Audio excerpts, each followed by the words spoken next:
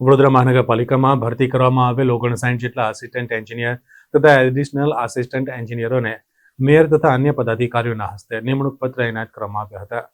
વડોદરા મહાનગરપાલિકામાં ભરતી કરવામાં આવેલ આસિસ્ટન્ટ એન્જિનિયર તથા એડિશનલ આસિસ્ટન્ટ એન્જિનિયરોને નિમણૂક પત્રો એનાયત કરવાના કાર્યક્રમનું આયોજન પાલિકાની વડી કચેરી ખાતે સોમવારે કરવામાં આવ્યું.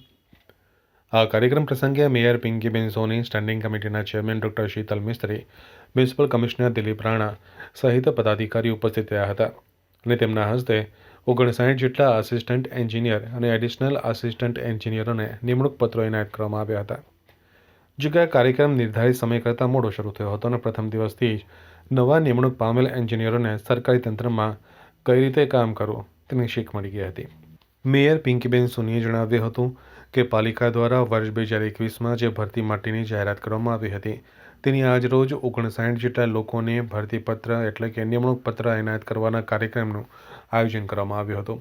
સાથે મળી બેસી અને આ વિષયને હાથમાં લઈ અને ચોક્કસ કામગીરી કરવામાં આવશે અને જ્યાં જે પણ ભરતીઓ કરવાની જરૂર જણાશે એ બધી જ આવી જ રીતે સરકારશ્રીની પારદર્શક નીતિને અનુસરતા આગળ પણ જરૂર પ્રમાણે બધી જ ભરતીઓની માટેની પ્રક્રિયા હાથ પર લેવામાં આવશે.